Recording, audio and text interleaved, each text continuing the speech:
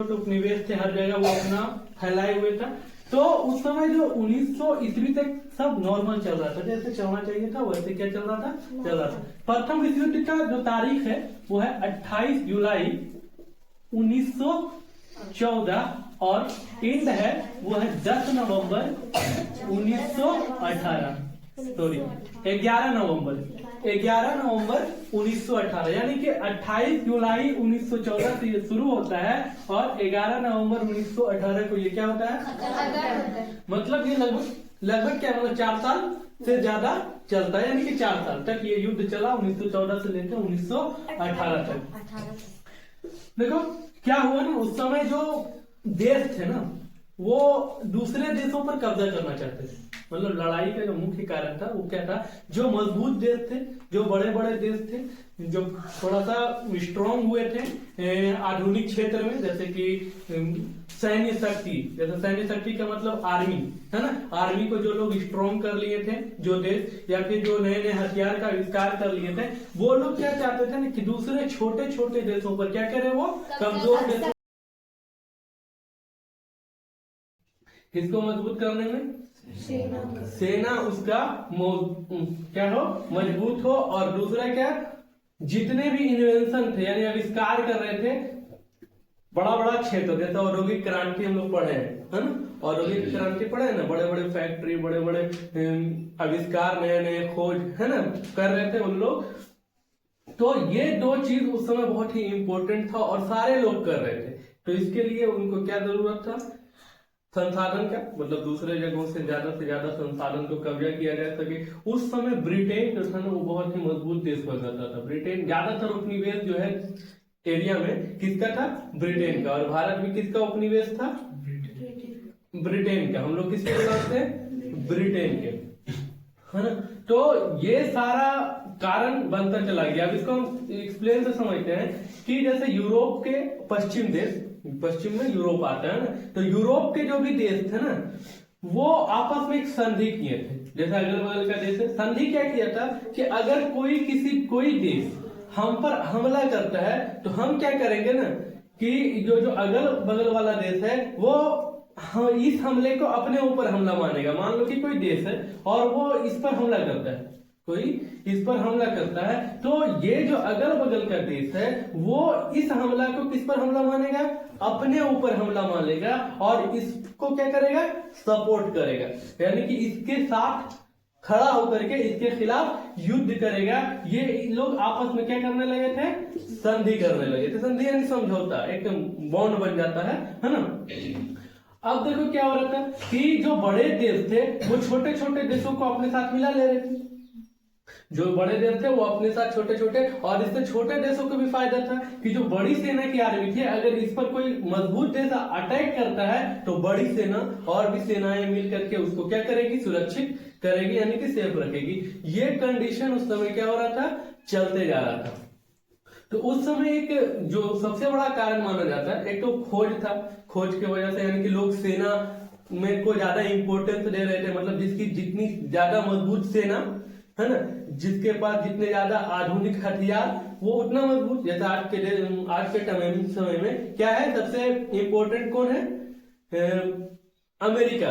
America जो है वो अभी सबसे ज्यादा क्या है, मजबूत है। उसके बाद रूस भी इससे कम नहीं रहा, है ना। उसके बाद चाइना भी किसी से कम नहीं, यानी कि ये तीनों।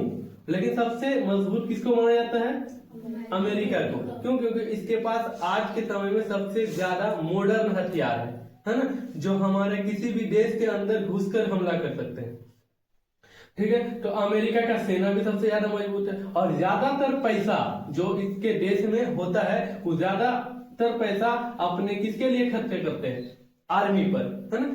आर्मी मजबूत करने का मतलब क्या है, सेना मजबूत करने का मतलब है कि देश का मजबूत होना, कोई हमारे देश के अंदर घुस नहीं सकता है। और दूसरे बात कि अगर हम पर कोई हमला करे या हम जिस पर चाहेंगे उसके अंदर घुस कर मारेंगे, तो जो जितना मजबूत रहेगा लोग उससे उतना डरेंगे, है ना। तो ये सारा इंपॉर्टेंट है। है ना। तो अब इसको हम समझते हैं कि उस समय जो लड़ाई हुई थी उसका कारण तो एक यही था कि लोग सेना पर खर्चा कर रहे थे, जिससे क्या था कि गरीबी बढ़ रहा था, भूखमरी बढ़ रहा था, अर्थव्यवस्था देशों की कमजोर हो रही थी, ये सब भी कारण था, है ना। क्योंकि ज्यादातर पैसा कहाँ इन्वेस्ट हो रहा था, आर्मी में, सेना में लग रहा था, औद्योगिक खोजों में लग रहा था, है ना। पब्लिक पर कोई ध्यान नहीं था। लेकिन उस समय एक एरिया है, इसका नाम है ऑस्ट्रिया हंगरी, है ना। यहाँ पर एक एरिया है, इसका नाम था सर्बिया, है ना। क्या था, सर्बिया। इधर एक क्षेत्र था, है ना, इधर एक क्षेत्र है जिसका नाम था बाल्कन क्षेत्र कहा जाता था। कौन सा क्षेत्र, जिसको यूरोप का मतलब बारूद कहा जाता है, यूरोप का बारूद। ये इस एरिया को लेकर के ना कुछ विवाद था, ऑस्ट्रिया हंगरी और सर्बिया के बीच में कुछ विवाद चल रहा था इस एरिया को लेकर के, है ना। तो यहाँ ऑस्ट्रिया का एक प्रिंस था जिसका नाम था आर्कड्यूस, है ना, फ्रेंच फर्नांडीज। एक प्रिंस था, प्रिंस कहते हैं किसको, राजकुमार को, जो आने वाले समय में क्या बनेगा, राजा बनेगा। पहले तो यही चलता था कि राजा का बेटा ही राजा चलेगा, राजतंत्र था। तो ये एरिया था बाल्कन का, है ना। इधर इसको या तो हम लोग इधर ये जो एरिया था ना, इसमें आर्कड्यूस फ्रेंच फर्नांडीज जो था वो घूमने आता है। घूमने यानी कि जो विवाद था उस विवाद को समझ लो एक तरह से देखने भी आता है, सुनने भी आता है, जो भी कह लो, है ना। इधर जब आता है ना वो घूमने, तो यहाँ पर एक व्यक्ति होता है, मतलब ये वाला एरिया खुद को आजाद मानता है। खुद को क्या मानता है, आजाद। कहता है कि हम आजाद हैं, या इसको कह लो ये बोस्निया है। कौन सा है, बोस्निया है, जिसकी राजधानी है सेराजेवो, है ना। तो ये खुद को क्या मानता है, आजाद मानता है, और इसको सपोर्ट कर रहा है सर्बिया। बोलता है दुश्मन लोग एकदम जो आगे जाने वाला रहता है दुश्मन, ठीक है हम तुम्हारे साथ हैं। तो इसको सपोर्ट कौन कर रहा था, सर्बिया, कि तुम आजाद हो, या फिर यूं कह लो कि इसको अपने अंडर में लेना चाह रहा था। और ये दोनों देश एक दूसरे पर कब्जा करना चाहते थे। पहले तो यही होता था कि कब्जा करने का जो रीजन था ये इस पर, और ये इस पर कब्जा करना चाहते थे। ये एरिया को लेकर जो विवाद था, तो इधर जो है वो आर्कड्यूस फ्रेंच फर्नांडीज यहाँ आता है घूमने के लिए, और सोचता है कि जो भी मसला है हम पब्लिक से मिल गए, या फिर जो भी देख करके किसी भी कारणवश यहाँ वो अपनी पत्नी के साथ क्या आता है, घूमने आता है। यहाँ एक व्यक्ति होता है, मतलब प्लानिंग करके, है ना। ये एक व्यक्ति यहाँ का जो सर्बिया का ही माना जाता है, वो इसकी हत्या कर देता है। आर्कड्यूक फ्रेंच फर्नांडीज और उसकी पत्नी की गोली मार कर क्या कर देता है, हत्या कर देता है। अब ये यूं समझो कि मान लो कि अमेरिका से डोनाल्ड ट्रंप यहाँ घूमने आया है, और कोई भारतीय व्यक्ति या मान लो कोई अनजान व्यक्ति ही उसकी हत्या कर देगा, तो अमेरिका क्या करेगा, कोई भी। अगर भारत के ही नरेंद्र मोदी कहीं जाते हैं, जैसे अभी ओमान विजिट पर गए हुए हैं, घूमने, ओमान घूमने गए हुए हैं किसी काम से ही जाते हैं, घूम या यूं कह लो जो भी, है ना। तो वहां ओमान में उनकी हत्या हो जाए, तो हम लोग ओमान को छोड़ेंगे? हमारे प्रधानमंत्री को ही जब आप मार दीजिएगा तो हम लोग छोड़ेंगे, है ना। तो उसी तरह ऑस्ट्रिया हंगरी से जब आर्कड्यूक फ्रेंच फर्नांडीज घूमने आता है, तो सर्बिया का ही एक व्यक्ति या जो है क्या करता है, उनकी हत्या कर देता है। जब हत्या कर देता है तो दोनों चले गए। अब ऑस्ट्रिया जो है इसको अल्टीमेटम भेजता है, एक लेटर सहित बहुत सारा पॉइंट भेजता है, जिसमें एक पॉइंट ये था कि ऑस्ट्रिया के जो अधिकारी होंगे, ऑस्ट्रिया हंगरी है ना एक साथ में, तो इसके जो अधिकारी होंगे वो सर्बिया की जमीन पर घुस करके इस केस की जांच करेंगे, है ना। और यहाँ जो आंदोलन था ऑस्ट्रिया के खिलाफ, उस आंदोलन को भी कम करेंगे, यानी कम क्या मतलब बंद कर देंगे। बहुत सारा पॉइंट था, जिसमें एक पॉइंट क्या था कि ऑस्ट्रिया के अधिकारी जो है वो सर्बिया की जमीन पर घुस के इस केस की क्या करेंगे, जांच करेंगे, जो सर्बिया को मंजूर नहीं था। बोला कि नहीं, ये हमको मंजूर नहीं है। ऑस्ट्रिया जो है इसके खिलाफ युद्ध की घोषणा कर देता है ना। और ये हत्या जो है इसकी 28 जून 1914 में हुई। कब हुई? 28 जून 1914 में हुई, जब ये अल्टीमेटम इसको देता है कि आप या तो सरेंडर करें या जो भी हम पॉइंट दिए उसको माने। तो ये उसमें से एक पॉइंट जो आधिकारिक जांच की है वो मानने से क्या करता है? इनकार कर देता है, क्योंकि इसको तो पता ही है कि हमारा ही आदमी था, है ना। ऑस्ट्रिया इसके खिलाफ क्या कर देता है? युद्ध की घोषणा कर देता है। जैसे ही वहां का माहौल तो ऐसे ही तनातनी था उस एरिया का, जैसे ही ये इसके खिलाफ युद्ध की घोषणा करता है और इस पर हमला करता है, ये रूस से मदद मांग लेता है, क्योंकि सारे देश एक न एक बॉन्ड से बंधे हुए थे। संधि था कि कोई हम पर हमला करेगा तो ये आप पर हमला होना माना जाएगा। जैसे कि अभी हमारे साथ हमारे पास एक है ना, सऊदी अरब और पाकिस्तान में एक समझौता हुआ है ना। दोनों में समझौता ये हुआ है कि अगर कोई पाकिस्तान पर हमला करता है तो उसको सऊदी पर हमला होना माना जाएगा, और कोई सऊदी पर हमला करता है तो उसको पाकिस्तान पर हमला होना माना जाएगा। तो इस तरह का समझौता था। तो इसके मदद में कौन आ गया?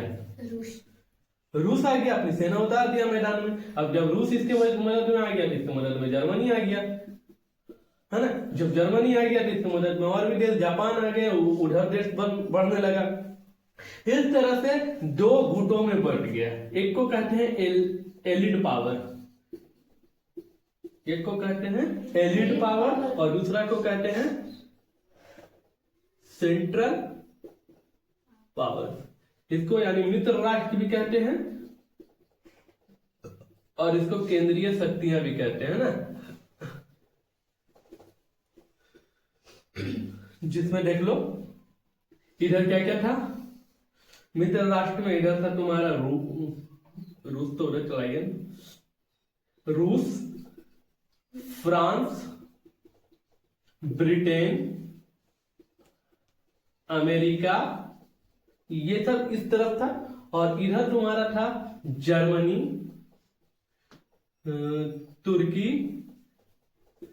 तुर्की को ऑटोमन एम्पायर भी बोला जाता है ना। और बोलोविया करके भी एक देश था उस समय। ये दो चार देश इधर थे, इधर भी कुछ देश थे। धीरे धीरे ये क्या हुआ ना, देश एक दूसरे के सपोर्ट में बढ़ते चले आए। क्या होते चले आए? बढ़ते चले आए। और नतीजा ये हुआ कि 37 देश इस युद्ध में भाग ले लिया। कितना देश? 37 देश। और सब 37 देश जो है ना वो इस तरह से युद्ध पर आ गए थे।